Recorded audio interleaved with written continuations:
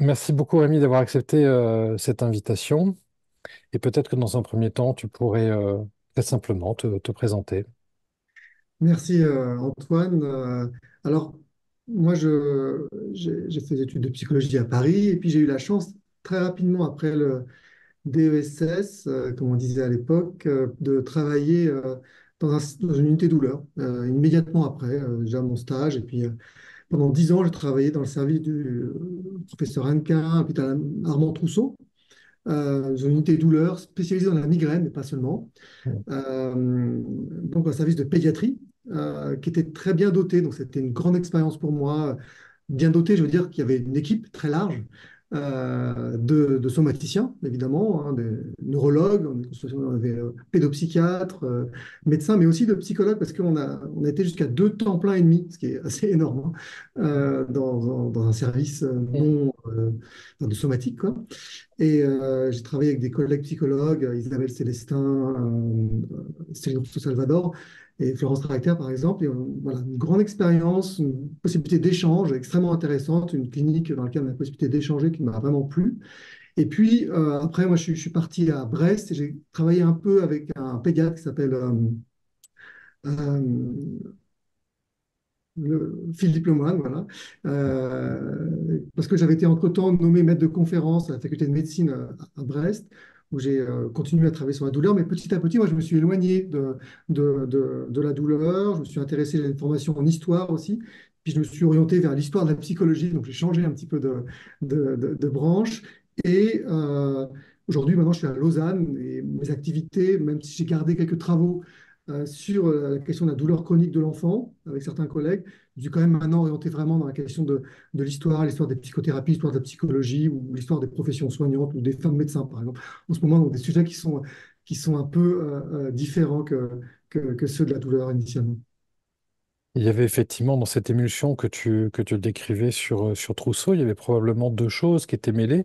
Il y avait d'une part, comme tu le signales, le fait qu'il y ait quand même 2 temps plein et demi, ce qui était effectivement énorme pour un centre de la douleur. Et puis la pédiatrie, c'est-à-dire le fait que ce soit également une unité qui soit spécialisée en pédiatrie. Effectivement, si je me souviens, beaucoup migraine quand tu l'as dit. Effectivement, c'était beaucoup ce qu'on entendait pour Trousseau, mais il y avait vraiment cette double spécialité, c'est-à-dire avoir à la fois une émulsion, d'avoir ce temps-là si important de psychologue, et puis la pédiatrie. Donc, une chouette époque. Mm. Oui, oui, une chance et effectivement la possibilité d'essayer des choses, beaucoup de liberté dans les formations, me former vraiment à l'hypnose, la relaxation, les thérapies comportementales, des formations spécifiques, vraiment un petit peu comme ça, une ouverture, Mm. peut-être aussi en lien avec la clinique, hein, qui a amené des besoins justement d'essayer des nouvelles choses et la chance de pouvoir le faire en collaboration. Je pense que c'était assez extraordinaire et ça a permis justement d'avoir les possibilités d'ouverture d'esprit que peut-être j'aurais pas eu sinon. Et cette clinique, je pense, à la fois nous contraint parce qu'il y a des difficultés et en même temps nous permet d'avoir des ouvertures sur d'autres choses et ouvre des possibilités. Puis de mémoire, vous aviez aussi donc, effectivement une activité qui était une activité assez diverse. Vous faisiez de l'hypnose, je crois aussi que vous faisiez également de la relaxation méthode Burgess, si ma mémoire est bonne. Et puis Oui, il y avait une activité. Oui, vas-y, vas-y. oui, il y avait effectivement, il y avait Ouais. c'était assez riche. Il y avait à la fois beaucoup d'activités de groupe. Mm. D'abord, je sais pas si c'est chronologiquement, il y a des groupes Bergès pendant longtemps, après il y a des groupes d'hypnose, après il y a des groupes où on mélangeait les deux, des groupes avec les enfants, des groupes avec les parents, des groupes avec les parents et les enfants, des prises en Mm. charge individuelles. Le fait d'être plusieurs aussi permettait, et avec des courants des fois un petit peu différents, permettait justement d'essayer des choses. Et il y a eu vraiment des moments de grand plaisir à travailler, à communiquer, à échanger à nouveau avec cet aspect à la fois contrainte, parce que c'est aussi parce qu'on était en difficulté qu'on essayait des nouvelles choses, Mhm. et en même temps bénéfice de voir que, bon, ça marchait pas tout le temps bien sûr, mais en tout cas qu'il y avait la possibilité d'essayer des nouvelles approches et que ça pouvait aider certains patients, euh, et que moi, ça m'a amené beaucoup à me déplacer par rapport à ce que j'avais appris à l'université, effectivement, très centré sur, voilà, sur une faculté très psychanalytique, d'Hydro, Paris 7, où effectivement la place du corps était assez minimale. Même, voilà. Et là, c'était vraiment une ouverture vers d'autres manières de travailler qui m'a vraiment beaucoup intéressé. Et la collaboration avec les médecins aussi permettait justement d'essayer des nouvelles choses d'ajuster son langage aussi, d'apprendre à parler avec d'autres personnes que des psys. C'est bien pour les psys parce que ça les Mhm. oblige à essayer de clarifier leurs propos, voilà, ce qui n'est pas toujours facile ni simple, surtout Mhm. quand on est jeune professionnel. Et je pense que c'était aussi très utile pour moi d'avoir ces interlocuteurs permanents qui étaient des gens qui venaient nous chercher quand même, qui disaient, mais qu'est-ce que vous faites quand vous faites ça? Et pourquoi vous voulez faire ça? Ça, c'était des moments, je pense, vraiment utiles, intéressants, formateurs Mhm. pour moi. Et tu parlais effectivement d'abord de l'activité clinique, l'activité aussi de formation, mais il y avait également, si je me souviens bien, une activité de recherche et d'évaluation. J'avais vu à l'époque plusieurs articles qui étaient co-signés en fait sur une évaluation également de vos pratiques. C'est-à-dire que c'était, comme tu le décris, la joie aussi de créer pour explorer, pour voir cliniquement ce qui peut être pertinent. Mais de mémoire, vous aviez aussi une activité d'évaluation de ces dispositifs pour y voir un peu plus clair aussi. C'était un service quand même orienté par certains goûts de la recherche. Moi, dès que je suis arrivé, on faisait des résumés d'articles. Donc, je faisais, Mm. par exemple, comme psychologue, mais je résumais les articles de psychologie, des articles en anglais, on faisait des résumés en français courts pour alimenter une base de données Pédiadol, mais aussi pour alimenter les discussions de groupe. Donc, ça, c'était une première étape. Puis après, il y a eu les financements auxquels moi j'ai pu travailler, c'était aussi des financements de recherche. Donc, très rapidement, j'ai participé à un protocole de recherche et ça, tout au long des 10 ans auxquels j'ai travaillé dans cette unité, il y avait un moment de recherche assez important, mais une recherche qui était très collaborative. C'est ça que moi qui m'a beaucoup plu, c'est que c'était alors, avec des problèmes aussi, hein, parce que quand on collabore avec d'autres professions, il y a toujours des Mm. moments de problèmes de communication et de langage, mais c'est le jeu. Et en tout cas, des possibilités effectivement d'ouverture à la recherche, à l'évaluation des pratiques, choses auxquelles je n'étais pas forcément sensibilisé, à l'intérêt d'introduire une dimension psychologique dans des protocoles d'évaluation médicale et donc à développer une culture de l'évaluation et une culture de la communication interprofessionnelle qui, moi, m'a beaucoup intéressé et marqué dans ces années-là. Effectivement, ça m'a formé à la recherche, je dirais, biomédicale un petit peu. Mm. On a suivi des séminaires de statistiques aussi, de formation des logiciels. Enfin, ça allait un peu, pas dans tous les sens, mais je dirais dans le sens d'une ouverture par rapport à peut-être moi, ce qui était une formation un peu plus, je dirais, classique de psychologue, orienté vers la psychanalyse et peut-être avec un langage et une culture qui vise plutôt à la communication avec d'autres psychologues qu'avec d'autres professionnels. Mm. Et dans cet environnement-là que tu décris très bien, est-ce que lorsque tu es arrivé, il y avait déjà une place pour les psychologues qui était constituée? Est-ce que du coup, tu as dû également la constituer avec d'autres? Autrement dit, cette place et cette fonction de psychologue, là en particulier dans cette unité à Trousseau, s'il y avait une sorte d'évidence ou est-ce que quelque chose a dû être construit dans le dialogue que tu décrivais avec les autres professionnels? Alors bon, c'est toujours la question il y a deux niveaux. Il y a un niveau, il y a quand même une grande ouverture à la psychologie et aux psychologues. Ça, je pense que je suis redevable, hein, moi, de Daniel Hannequin, avec qui j'ai vraiment aimé collaborer, et la psychologue qui était là, qui était ma maîtresse de stage quand j'ai fait mon mémoire, Isabelle Célestin Lopiteau, avait clairement ouvert la voie dans ce service en démontrant, je pense, l'intérêt de sa présence et des interventions psychologiques, notamment psychocorporelles. Donc ça, elle avait fait le travail, entre guillemets, pour moi, donc moi j'ai pu en bénéficier. Donc j'étais très, très heureux de cela. Donc il y avait cette ouverture, clairement, et il y a eu des collègues, notamment Isabelle, qui a vraiment ouvert la voie. Et en même temps, il y avait aussi quand même, il ne faut pas non plus se voiler la face, cette petite question toujours de la place du psychologue à l'hôpital, en particulier à l'hôpital général, en tout cas à l'hôpital non psychiatrique, qui est une place qui n'est pas évidente parce que il y a beaucoup de choses à faire à l'hôpital et la psychologie apparaît souvent comme, je dirais pas la cerise sur le gâteau, mais en tout cas quelque chose qui vient après. Donc il y avait quand même à défendre sa place, à la justifier, mais je dirais plutôt sous forme j'étais plutôt été stimulé qu'oppressé. J'ai plutôt eu l'impression que ça me donnait un espace pour pouvoir exprimer et justifier la place des psychologues que le sentiment d'être en permanence rabaissé. Même si à l'hôpital, il y a des tensions. Voilà, je ne vais pas non plus faire un tableau Mm. idyllique. On sait comment ça marche. Mm. Et, arrête-moi si j'ai tort, mais il me semble en fait que Daniel Quint avait une double compétence. Il était à la fois anesthésiste algologue et puis je crois qu'il est passé également son DES en psychiatrie. Je crois qu'il avait les deux. Voilà. Est-ce que tu penses que ça a pu sensibiliser les choses ou est-ce que finalement. Alors oui, clairement, c'est vrai que c'est un élément important, c'est vrai qu'il avait cette ouverture à la psychiatrie, en particulier à la psychiatrie de l'adolescence, parce qu'il avait travaillé avec Stanislas Tomkiewicz, Mm. qui est un psychiatre spécialisé dans l'adolescence, vraiment intéressé par la place l'importance de la parole des adolescents. Donc ça l'a fortement sensibilisé, aussi un intérêt pour les thérapies familiales. Ce qui fait que, il y a eu un thérapeute familial, par exemple, qui était un temps là présent dans le service aussi, on faisait des séances des fois le samedi, et un goût pour les consultations, alors en binôme, mais pas seulement médecin psy, mais des fois on était plusieurs aussi, sur un dispositif qui était inspiré en fait d'approches systémiques Mm.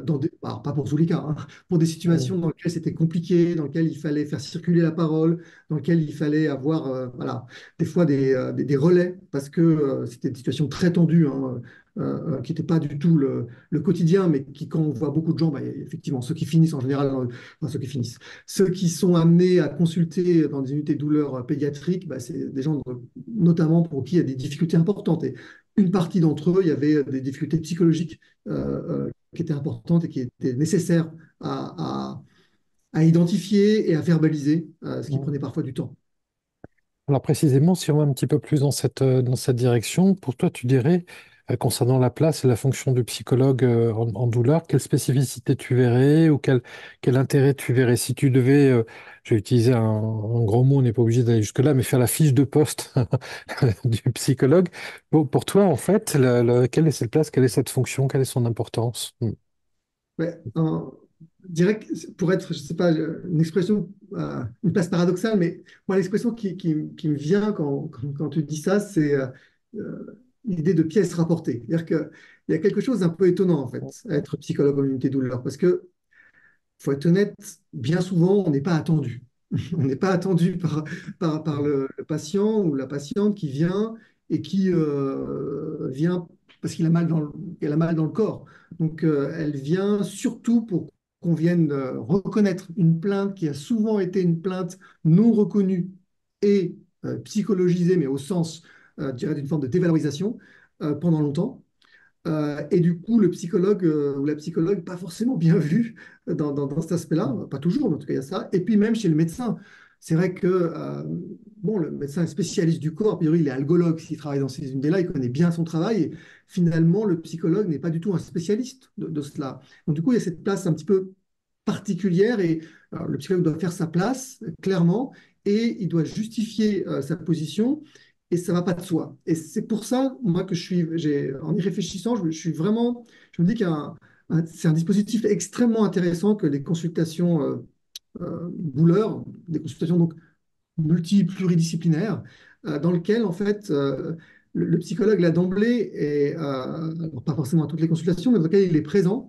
Et je pense que c'est intéressant, là, c'est peut-être un peu l'historien qui parle aussi de voir comment qu'il a fallu mettre ça en place. C'est-à-dire que si on regarde l'histoire de ces consultations, elles sont mises en place dans les années 60, 80 aux États-Unis. Il y a eu des médecins, mais surtout un psychologue qui s'appelle Fordyce qui a mis en place ces consultations. Et ça a été difficile à mettre en place pour des raisons économiques. Et encore aujourd'hui, hein, en France, on a la chance, moi je compare avec la Suisse, par exemple, il n'y a pas cette obligation, alors je ne sais plus comment exactement les lois, mais en France, pour ouvrir un CETD, on doit avoir un temps de psychologue qui est imparti. En Suisse, ce n'est pas le cas. Et moi, je vois bien quand je suis arrivé ici, ça m'a amené des soucis pour trouver des collaborations. Je ne dis pas qu'il n'y a pas du tout de psychologue de la douleur en Suisse, hein. Il y en a, il y a des choses tout à fait dynamiques. Mais le fait d'instituer des consultations type multidisciplinaire, dans lequel il y a un temps de psychologue imparti, c'est en fait indispensable parce que la plainte de la douleur, elle se présente toujours sous une forme, enfin toujours, souvent, avec l'idée de la nociception, en fait, vraiment d'une plainte dans le corps et ça demande du temps, et ça demande du temps aussi, du temps de psychologue, mais pour pouvoir prendre en compte la dimension psychologique et sociale de la douleur. Et je pense que bien souvent, si on ne fait pas ça, ben, on a des échecs thérapeutiques, et c'est pour ça, en fait, que Mm. les psychologues, qu'il y a une place pour les psychologues, parce que tout simplement, on n'y arrive pas sinon, Mm. en tout cas dans certains cas. Et la question compliquée parce que, évidemment, elle inclut une généralité qui n'est pas possible, mais tu parlais effectivement de cette place comme ça un peu incongrue parfois du psychologue. Et est-ce qu'avec l'enfant c'était plus simple ou est-ce que le côté incongru de la place était surtout auprès des parents qui voulaient voir le médecin pour dire les choses rapidement, quoi. Mm. Alors, c'est vrai que pour les enfants, je dirais de moins de 10 11 ans, en gros, c'est généralement pas trop un souci, Mm, hein, parce qu'ils sont plutôt à l'écoute de la personne que de la fonction. mm, Et qu'ils ont voilà, ouais, ils rentrent en contact avec quelqu'un. Ils n'ont pas forcément tous les codes sociaux, je ne dis pas qu'ils sont bêtes, mais en tout cas, ils ont juste une ouverture au monde qui est différente que celle qu'on va avoir à l'adolescence et à l'âge adulte, où on identifie les personnes, non seulement en tant que personnes, mais aussi du fait de leur fonction. Et puis là, ils savent ce à quoi est associé le psychologue. Les adolescents, adolescentes le savent, et les parents aussi. Et le psychologue est souvent associé à la dimension psychologique, qui, trop souvent, est elle-même associée à une forme de non-reconnaissance de la plainte. Si mm, c'est psychologique, c'est que c'est moins vrai que si c'était dans le corps. Et cet élément-là, c'est un élément auquel on était confronté en permanence. Mais moi, je trouvais ça assez stimulant. J'avoue que ça aussi, c'est quelque chose qui m'intéressait parce que ça amenait effectivement des échanges parfois un peu vifs, surtout avec les adolescents, mais qui rendaient les choses assez vivantes et qui permettaient finalement d'aller un peu droit au but. Les adolescents, assez souvent, nous obligeaient, ou m'obligeaient en tout cas, à parler concrètement des choses. Et ça, je trouve ça intéressant et à éviter voilà, de ménager trop la discussion et d'aborder la place de la psychologie et du psychologue dans la prise en charge de manière assez frontale, ce qui, je pense, est assez important. Parce qu'on n'est pas là pour se moquer des gens, on est quand même là pour leur dire mm, qu'est-ce qu'on fait et pourquoi on le fait. mm. Et ça, on arrive tranquillement sur justement sa dernière question qui est dans la lignée de cela, avec, j'allais dire, un peu le recul. Comment tu pourrais dire que qu'est-ce que tu pourrais dire finalement de la façon dont les psychologues ont permis un certain nombre d'avancées en clinique de la douleur ou dans ce monde-là, finalement cette contribution des psychologues. Alors, je suis au niveau un peu général, hein, clinique, tu y as répondu, on le voit bien, mais dans l'histoire de la psychopathologie du somatique, même de la clinique de la douleur, de la façon dont ce phénomène-là, cette expérience-là a été perçue, je dirais que finalement, bah, si tu devais résumer ce que les psychologues ont amené à ce niveau-là, ça serait quoi? Ouais, alors, c'est ce que bon, c'est un peu une banalité, mais je le répète quand même, parce que je pense que c'est très important, c'est qu'il y a quand même le dépassement d'une approche strictement biomédicale. Je ne dis pas que tous les médecins sont des gens qui ne prennent pas en compte les aspects psychologiques et sociaux. Voilà, ils ne sont pas bêtes, évidemment, mais ils ont déjà beaucoup de boulot à faire. Et ils ont déjà énormément de choses à faire, donc ils ne peuvent pas tout faire. Et par ailleurs, ils n'ont pas forcément les outils, la formation, les concepts qui permettent de faire ça au mieux. Donc, le premier élément, je pense, c'est vraiment cette lecture, ces modèles théoriques qui permettent en fait d'appréhender spécifiquement la dimension psychologique et sociale. Je pense que c'est important. Je veux dire, je dis, enfin, la dimension sociale et psychologique est importante. Pourquoi? Parce que je pense que ce que fait le psychologue, ce qu'il devrait faire, en tout cas de mon point de vue, c'est vraiment de réintroduire la douleur dans la vie de la personne. La douleur, c'est pas juste mal au dos ou à la tête, c'est à la maison, c'est à l'école, c'est avec la famille, c'est avec telle personne, c'est dans telle situation. Il y a une dimension très concrète, en fait, qui s'inscrit dans la vie de la personne. Là, je pense que la psychologie, le psychologue est vraiment armé pour travailler sur cette dimension très concrète. Et souvent, c'est ce qui manque parce qu'on a des médicaments qui marchent, certains très bien d'ailleurs, d'autres moins bien. Mais on touche qu'une partie, parce que la douleur, c'est pas juste la nociception, c'est une expérience beaucoup plus large. Et c'est une expérience qui n'est pas seulement individuelle, c'est aussi une expérience sociale. J'ai mal et je l'exprime à quelqu'un, et pas à n'importe qui.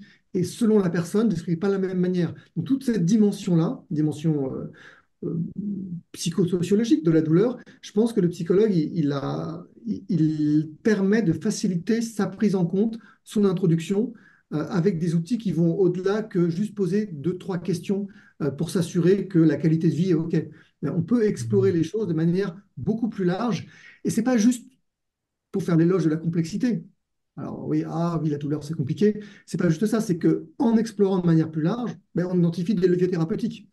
On trouve des choses qui sont peut-être banales ou qui paraissent étonnantes ou qui paraissent inappropriées, mais qui sont plus importantes que la gestion de la crise de migraine formalisée. Peut-être que c'est plus savoir comment faire dans la cour de récréation lorsque telle personne m'embête. Peut-être que c'est plus savoir comment organiser mon travail, mes devoirs à la maison. Peut-être que ça peut être très varié, mais des fois, c'est extrêmement important pour la douleur.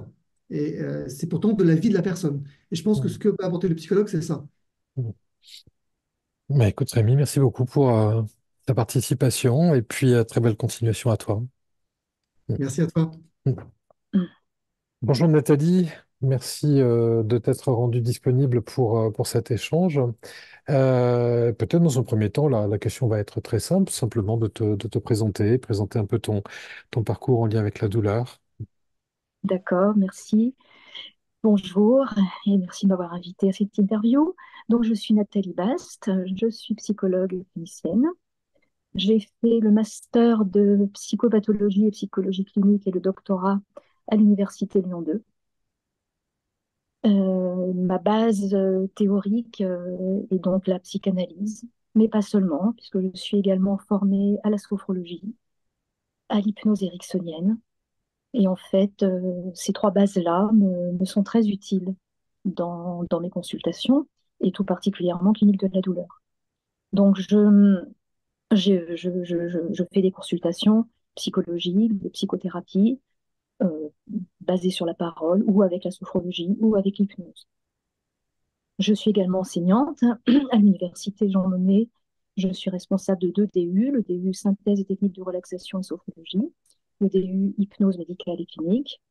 Je suis responsable du centre Hypnosia, du centre de formation. Et puis, j'ai écrit quelques ouvrages pour Duno et puis également quelques articles dans différentes revues. Euh, j'ai travaillé 12 ans au centre de la douleur du CHU de Saint-Étienne. J'ai travaillé en rhumatologie également et en médecine interne. Et c'est vrai que dans tous ces endroits, il y a quand même un fil conducteur qui est la clinique de la douleur. Bien sûr, le centre d'études et traitement de la douleur au CHU m'a permis de voir de nombreux patients atteints de toutes sortes de douleurs chroniques.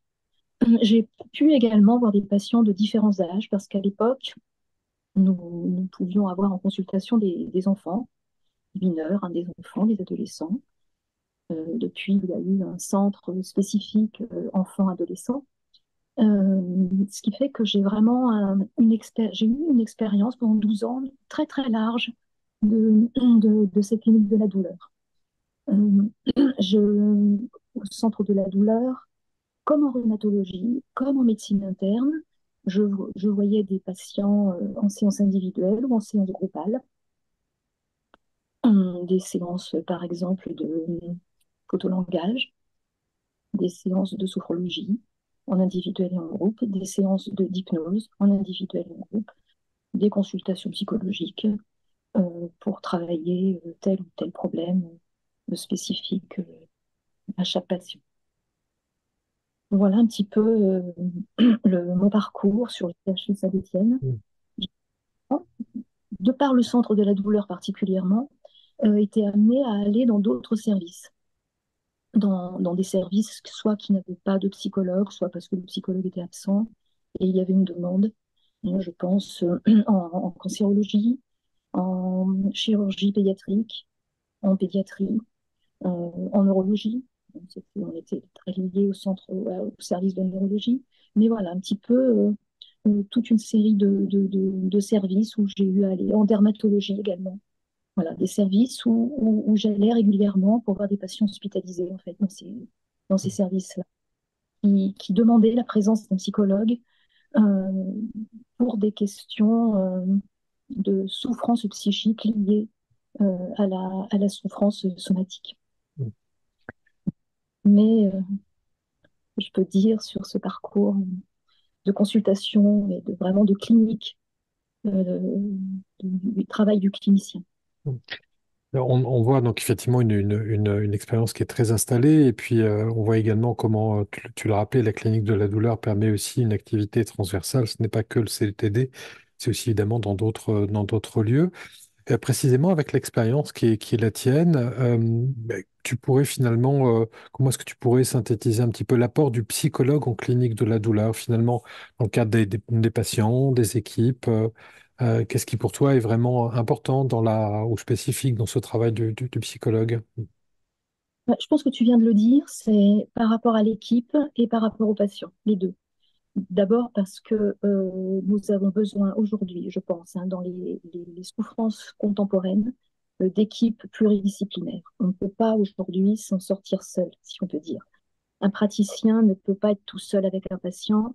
La prise en soin, elle est pluridisciplinaire. Il faut qu'il y ait plusieurs praticiens et tant qu'à faire, plusieurs praticiens de, de spécialités différentes.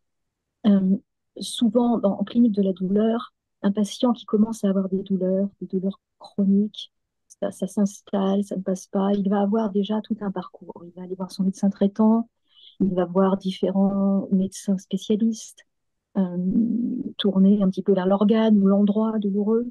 Et puis un jour, il peut se retrouver à l'hôpital, alors en médecine interne, en centre de la douleur, en rhumatologie, en fonction de ce qu'il présente comme pathologie. Et puis ce parcours, eh bien, il devient très difficile aussi, parce qu'il va voir un médecin, un autre médecin, des infirmières, d'autres paramédicaux, comme les kinésithérapeutes, je pense aux psychomotriciens. Et puis arrive la place, là, du psychologue. C'est-à-dire qu'il va permettre une autre dimension pour le patient, un autre endroit où il va pouvoir déposer sa plainte douloureuse, de façon différente. Même si, j'ai beaucoup remarqué ça, les patients qui viennent me voir, encore maintenant, viennent me voir avec, par exemple, une ordonnance médicale, avec des boîtes de médicaments, avec des résultats de biologie, des résultats d'imagerie. Euh, et nous, finalement, notre rôle, c'est un petit peu d'entendre tout ça et d'en faire quelque chose avec le patient, ou pas d'ailleurs, ou pas forcément tout de suite, mais à un moment, il y a quelque chose qui vient s'installer là dans une relation qui est particulière, qui est la relation du psychologue avec chaque patient ou dans le groupe, hein, puisque je l'ai dit, j'ai aussi une activité groupale qui permet d'ailleurs de mettre en jeu les compétences du groupe et puis les compétences d'autres choses, par exemple un groupe de photomongage ou un groupe d'hypnose, hein, où là on va activer les compétences du groupe et les compétences du photomongage ou bien de l'hypnose. Donc là on va travailler vraiment en profondeur la complexité, l'incertitude, la plainte douloureuse. C'est à mon avis ça le rôle central du psychologue. Je ne sais pas si j'ai répondu à la question. Oui, Euh, on voit bien en tout cas le maillage, l'articulation en fait qui se dessine autour de cette fonction et l'importance, comme tu le disais, de ce maillage par rapport à la complexité de la situation. Et il est vrai que souvent, en plus, dans les établissements, peut-être plus qu'en libéral, on voit des situations qui réclament vraiment une prise en charge pluridisciplinaire, j'allais dire d'emblée, en tout cas au sein d'une équipe. Et le psychologue a effectivement cette fonction d'ouverture que tu signifiais de façon assez importante. Si on défait un petit peu la focale, si on défocus un petit peu, on a eu effectivement les psychologues qui ont accompagné un peu l'histoire de la prise en charge de la douleur, de la clinique de la douleur, de la psychopathologie. Euh, à ton avis, le psychologue a apporté quoi dans cette, j'allais dire presque philosophie de la douleur, ou dans cette façon de percevoir et d'accompagner la question de la douleur auprès des patients, ou peut-être aussi de porter une voix plus institutionnelle?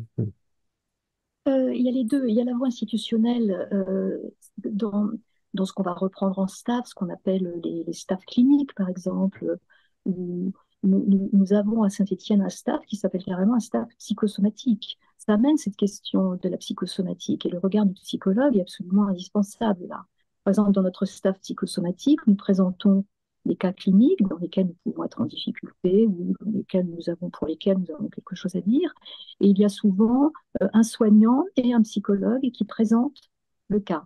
Et on voit que le fait de faire ça permet de se défocaliser un petit peu euh, de la perception douloureuse pure, primaire, même si la question du corps est tout à fait centrale, également pour nous psychologues. Mm. Bien dans nos dispositifs thérapeutiques, ce que l'on peut proposer à nos patients, en tenant compte du corporel.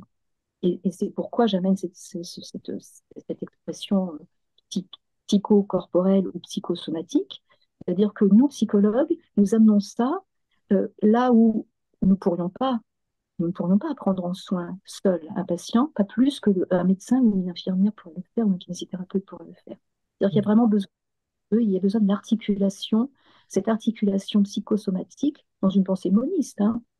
La question aujourd'hui est quand même assez admise, et même si c'est pas forcément simple, j'ai pas dit ça, hein, puisque j'ai parlé tout à l'heure d'une complexité. C'est complexe. Et la clinique de la douleur vient nous ramener ça, vient nous rappeler ça. Oui, c'est complexe. Et en même temps, ça traverse l'humanité, ça traverse les, la vie humaine, et dans la complexité psychosomatique qui est celle des patients que l'on rencontre tous les jours. Merci beaucoup, Nathalie, pour ton regard qui sera aussi précieux pour les générations à venir. C'est-à-dire, on voit aussi l'évolution des choses et la manière dont cette clinique de la douleur interroge, en fait, à la fois est très présente dans la culture des psychologues et en même temps interroge aussi d'autres sphères. Et puis également ce que tu disais sur le corps qui montre qu'il a aussi des évolutions en fait dans la façon de penser les choses, de les amener. Et c'est ça aussi qui, dans l'histoire et dans les générations qui se succèdent en psychologie, peut être intéressant également à entendre. Merci beaucoup pour cet apport et à bientôt. Et à bientôt. Alors, hop, c'est long. Bonjour Hélène, merci d'avoir accepté de participer à ce dialogue. Première question assez classique, de te présenter et notamment ton histoire avec la clinique de la douleur. Alors, déjà, je suis une psychologue qui a débuté ses études de psycho en 85, au moment où le titre de psychologue a été officialisé, en fait. Et je termine mes études en 90, à une période où, en fait, il y a très, très peu de psychologues qui travaillent en médecine. La plupart des psychologues sont en psychiatrie. Et je vais justement commencer à découvrir ce monde-là parce que, en fait, ce sont des anesthésistes qui, les premiers, ont recruté des psychologues dans leur service de réanimation. Ça paraît peut-être un peu paradoxal, mais c'est eux les premiers qui se sont donc dit que effectivement, quand le patient était plus détendu, ils utilisaient moins de produits. Enfin, ils étaient assez curieux, ils avaient envie de comprendre pourquoi. Et donc, à Nice, une psychologue est arrivée en réanimation, et puis en France aussi, et des travaux ont commencé à émerger de psychologues qui travaillaient donc en service de médecine. Évidemment, peu de temps après, puisque des anesthésistes étaient présents dans les services de la douleur, ils se sont dit que peut-être ça serait intéressant de recruter des psychologues dans leur propre service. Et il se trouve qu'à Nice, il y a une pionnière de la douleur, c'est le docteur Nadine Memran, qui a été présidente de la SFETD. Et en fait, j'ai postulé dans son service, mais après avoir eu donc une expérience de 5 ans qui était mixte, qui était en psychiatrie conventionnelle dans une clinique privée et avec un psychiatre libéral avec lequel je travaillais. Et l'autre mi-temps, en fait, je travaillais auprès d'enfants placés par mesure judiciaire. Et j'avais déjà commencé à observer dans ce cadre bien spécifique les implications psychocorporelles qu'il peut y avoir entre des phénomènes de carence affective, des phénomènes de maltraitance, puisque ces enfants étaient placés, c'était des petits, et les répercussions sur le corps que cela pouvait avoir. On avait des enfants hypotoniques, hypertoniques, voilà. Et donc, j'ai débuté un peu ma carrière en observant ces phénomènes et en commençant à lire et à m'intéresser à tout ce qui pouvait être l'intrication psychocorporelle. Alors effectivement, quand je suis arrivée dans un département de douleur médecine palliative en 95, on m'a regardé un peu bizarrement, on s'est dit, tiens, elle vient de la clinique de l'enfant, qu'est-ce qu'elle vient faire là? Pourquoi le docteur Memran l'a-t-elle choisie? Et en fait, assez rapidement, on s'est aperçu que ce que j'avais justement pu comprendre et l'écoute que j'avais pu avoir de la clinique, de la maltraitance, pouvait avoir un intérêt tout à fait pertinent sur la clinique de la douleur chronique. Et donc, je vais faire partie de ces psychologues pionniers, comme tu les appelles. Et dans le cadre de ce poste, j'ai pu faire de l'enseignement dans des douleurs médecine palliative, puisque c'était un douleur et médecine palliative. Donc, j'ai toujours eu ce pied dans les deux champs. Et puis, donc, enseigner aussi à la capacité douleur, qui était coordonnée, en tout cas sur le module psy, par le docteur Eliane Ferragut, hein, qui a aussi été une pionnière dans ce monde-là et qui, il faut le savoir pour ceux qui ne le savent pas, était anesthésiste au départ. Et puis ensuite a changé de spécialité, est devenue donc psychiatre et a ouvert la première unité psychosomatique dans un CHU, qui était le CHU de Montpellier. Et c'était elle qui coordonnait l'enseignement de la douleur. Et donc, venant de Nice, puisque c'était Nice, Montpellier, Marseille, j'ai commencé à enseigner donc aux médecins, ce qui était rare, puisque des psychologues qui enseignaient aux médecins, c'était aussi le démarrage, hein. Et donc, on a créé des liens avec le docteur Ferragut, les médecins qui travaillaient avec elle. Et donc, on a débuté une aventure aussi aux éditions Masson, une collection qui s'appelle la collection psychosomatique santé et douleur, coordonnée par le docteur Ferragut. Tu y as participé aussi, Antoine, bien sûr, puisque tu fais partie aussi des pionniers de la douleur. Et on a sorti environ 14 bouquins pour raconter notre expérience dans le champ de la douleur, qui était un champ totalement nouveau et encore à défricher. Et tu as eu aussi, tu t'es intéressé aussi à la douleur en dehors de ces activités vraiment douleur pure, avec notamment ta clinique auprès des patients SLA, mais pas que. Mais c'est vrai que cette clinique de la douleur a fait partie vraiment de voilà, de ton parcours. Si on exclut justement, paradoxalement, en fait, ce travail en structure douleur, dans tes autres champs, dans les autres situations cliniques que tu as rencontrées, notamment à l'hôpital, euh, qu'est-ce que cette clinique de la douleur, finalement, t'a permis, t'a autorisé, t'a appris? Comment ça a modifié éventuellement ton regard de clinicienne? Alors moi, j'ai toujours pensé que la douleur morale avait tendance à être évacuée dans le champ de la médecine.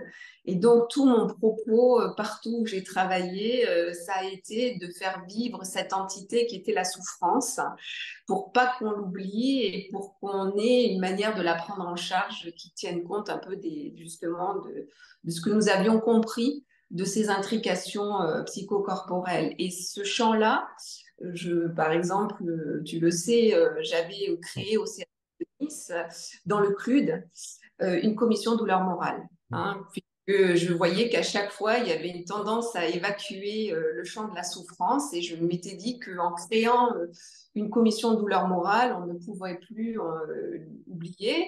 Et par exemple, un travail qu'on a mené à plusieurs, tu as fait partie de ce travail, sur l'annonce du diagnostic, parce que je m'étais dit qu'en fait, l'annonce de diagnostic, c'est quelque chose de trans-service, on en fait partout, et que ça pouvait nous réunir pour réfléchir à ce que nous faisions quand justement nous patients, et notamment sur l'angoisse. Euh, si on revient sur ta pratique en clinique de la douleur, au quotidien, dans l'accueil des patients, de l'entourage, comment tu vois le bénéfice de la place du psychologue, sa fonction? Quelle est pour toi la plus-value, si on devait parler comme ça, du psychologue dans cette clinique-là? Alors, moi, c'est une plus-value, enfin, la place du psychologue dans la douleur, elle est essentielle pour moi. Et je vais t'expliquer pourquoi et comment je le pense. Si tu veux, on est arrivé, nous, dans un monde où c'était très clivé.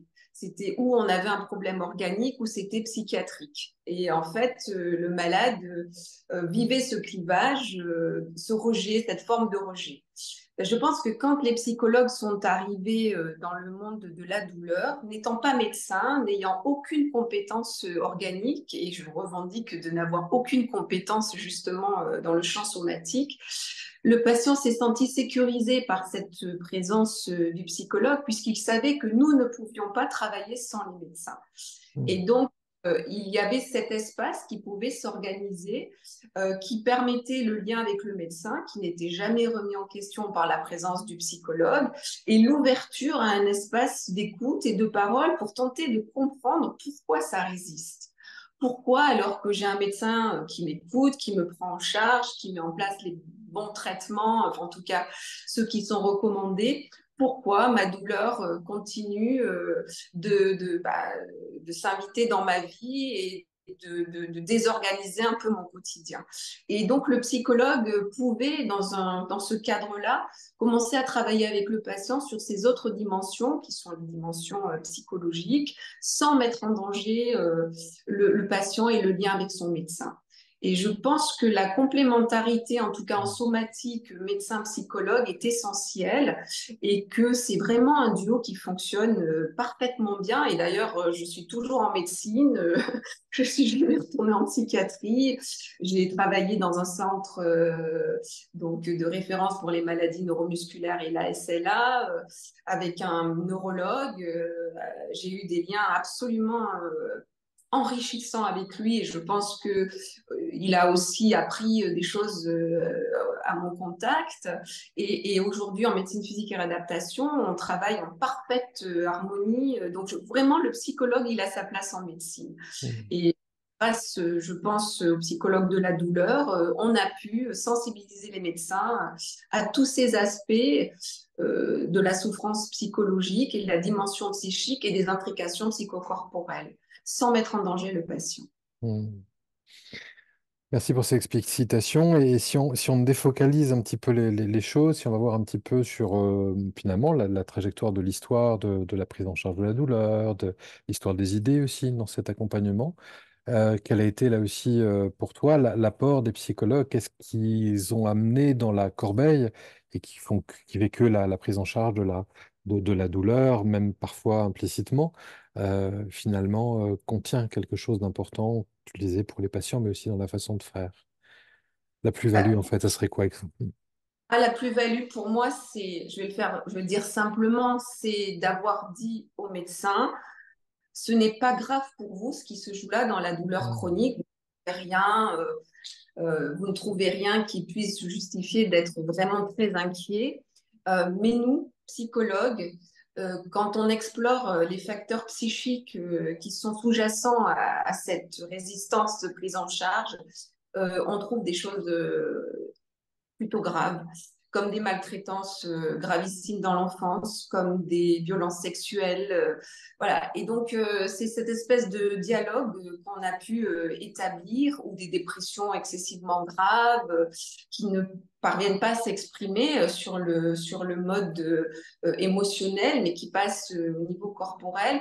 C'est ce dialogue en disant attention, ne banalisez pas ce qui se joue là, je pense qu'on peut vous expliquer combien le patient est en difficulté, mais sur un autre registre que celui sur lequel vous avez l'habitude, effectivement, de le prendre en charge. C'est ça Mm. qui est absolument essentiel de ce qu'on a pu apporter au niveau de la clinique de la douleur. Mm. Merci beaucoup, Hélène, pour cet échange et bonne continuation à toi. Et à toi, Antoine. Mm.